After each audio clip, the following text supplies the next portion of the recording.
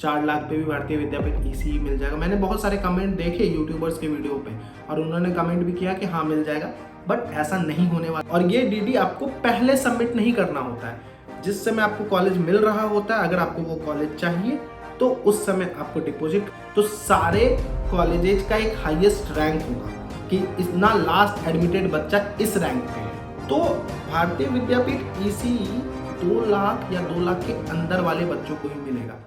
Hello guys, welcome to our channel college T point. यहाँ पे बहुत एक इंपॉर्टेंट नोटिस है आईपीयू को लेके, जो स्पेशल राउंड होने वाला है। उसमें सारी चीजें तो आप समझ पा रहे हो, लेकिन एक चीज जो ना ही कोई यूट्यूबर डिस्कस कर रहा है और ना ही आप भी समझ पा रहे हो। आई थिंक रीड आउट तो सबने किया होगा, लेकिन उसका परफेक्ट मीनिंग आप नहीं समझ पा रहे होगे। उस चीज़ों को यहाँ पे मैं डिस्कस करने वाला, बिकॉज कट ऑफ को लेके एक बहुत ज़्यादा स्पेकुलेशन किया जा रहा है कि कितने भी रैंक पे चीज़ें मिल सकती हैं, जा सकती हैं, क्योंकि स्पेशल स्पॉट है। 96,000 का डीडी बना के आना है, तो सीरियस कैंडिडेट ही आएंगे। लेकिन एक बहुत इंपॉर्टेंट पॉइंट आप मिस आउट कर रहे हो, जो कि इस वीडियो के थ्रू मैं समझाने वाला हूँ। सबसे पहले ये वीडियो स्पेशली जो भी बीटेक के थ्रू एडमिशन, मतलब जेईई मेन रैंक के थ्रू एडमिशन लेने जा रहे हैं उनके लिए है। तो कौन कौन से बच्चे एलिजिबल हैं? तो वो सारे बच्चे एलिजिबल हैं जिन्होंने अभी तक आईपीयू में किसी भी कॉलेज में एडमिशन नहीं लिया है, और जिन्होंने ले लिया और जो विड्रॉल कर चुके हैं एडमिशन से, वो भी बच्चे एलिजिबल। मतलब अभी तक आप आईपीयू में कोई भी सीट होल्ड करके नहीं बैठे हुए, मीन्स 96,000 का भी पेमेंट नहीं किया आपने सीट मिलने के बाद, या फिर कर दिया है तो कॉलेज में रिपोर्ट नहीं किया है, फीस पेमेंट नहीं किया है। अगर ये दोनों चीज़ करके आप पढ़ाई कर रहे हो, मतलब अपने क्लासेस ले रहे हो, आईपीयू में एनरोल्ड हो, तो आप एलिजिबल नहीं हो। अदरवाइज वो बच्चे जिनको अभी तक कोई कॉलेज नहीं मिला है, वो बच्चे जिन्होंने 96,000 का पेमेंट किया था लेकिन काउंसलिंग वो फिजिकल रिपोर्ट के लिए नहीं गए थे, वो बच्चे जिन्होंने फिजिकल रिपोर्ट भी किया लेकिन विड्रॉल ले चुके हैं, या फिर वो बच्चे जो काउंसलिंग में अभी तक अपीयर्ड ही नहीं किए थे, मतलब उन्होंने रजिस्ट्रेशन ही नहीं किया था, वो सारे बच्चे यहाँ पे एलिजिबल हैं स्पेशल स्पॉट के लिए। बट जो बच्चे अभी तक काउंसलिंग में एनरोल्ड नहीं है, मतलब उन्होंने फॉर्म फिलिंग नहीं किया, उनको स्पेशली 2500 का डीडी बनवाना पड़ेगा अलग से, जो कि एप्लीकेशन फॉर्म की चार्ज होती है, उसका एक डीडी बनवाना पड़ेगा। वो भी सेम रजिस्ट्रार जीजीएस आईपीयू, मतलब रजिस्ट्रार गुरु Govind Singh Indraprastha university payable eight Delhi के नाम से ही बनेगा। और 96,000 का डीडी सबको बना के ले जाना है। बहुत लोगों के मन में ये भी कंफ्यूजन आ रहा था, ऑलरेडी हमने ऑनलाइन 96,000 पेमेंट किया था लेकिन एडमिशन नहीं लिया था, तो वो आपका रिफंड आ जाएगा। वो ऑनलाइन प्रोसेस में आपने डिपॉजिट किया था, वो रिफंड आ जाएगा। आपको फिर से यहाँ पे 96,000 का डीडी बनवा के स्पेशली जाना है, और ये डीडी आपको पहले सबमिट नहीं करना होता है। जिस समय आपको कॉलेज मिल रहा होता है, अगर आपको वो कॉलेज चाहिए तो उस समय आपको डिपॉजिट करना होता है। अगर आपकी पसंद की सीट नहीं मिल रही है तो वहां से आप वो डीडी के साथ वापस आ सकते हो और फिर से बैंक में जाके उसको कैंसिल करा के अपने अकाउंट में पैसे ले सकते हो। मतलब वो पैसा आपका बिल्कुल ही सेफ है। अब ये सब तो कॉमन डाउट है। डॉक्यूमेंट्स भी आपको पता है, सारे डॉक्यूमेंट्स ले जाने, ओरिजिनल के साथ 2-2 फोटो कॉपी रख लेना। आप सारे डॉक्यूमेंट्स की यहाँ पे लिस्ट यहाँ पे शो किया हुआ है। तो ये सब तो नॉर्मल प्रोसीजर है जो आपको हर जगह से इंफॉर्मेशन मिल रहा होगा। अब यहाँ पे सबसे इंपॉर्टेंट पॉइंट है कट ऑफ को लेके। बहुत सारे मिसलीडिंग इन्फॉर्मेशन यूट्यूब के थ्रू भी फैल रही है, क्योंकि ऑफलाइन राउंड है तो हाई रैंक्स पे भी पॉसिबिलिटी हो जाएगी, कॉलेज मिल जाएगा। तो यहाँ पे एक पॉइंट जो सब मिस आउट कर रहा है और जिसको ध्यान से समझने की जरूरत है, उसको मैं अभी आपको रीड आउट करके भी और मतलब भी उसका समझाने वाला हूं।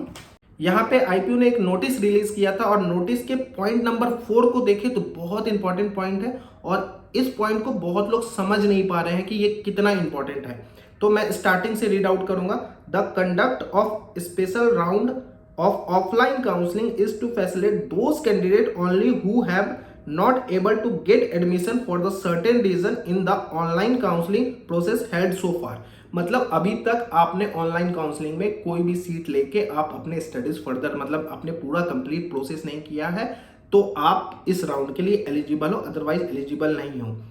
During the special round of offline counseling, the university shall ensure that the allotment of seat in respective program in colleges institute is purely based on merit.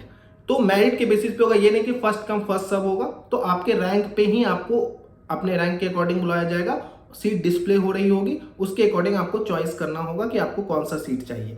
अब यहां से बहुत इंपॉर्टेंट पॉइंट शुरू होने वाला है, इसको उन्होंने ब्लैक से हाईलाइट भी किया और इस चीज के मतलब को हम बहुत गहराई से समझेंगे। in accordance with cutoff rank determined through online counseling of the respective program or stream of respective college to ensure no rank violation with respect to the admitted candidate।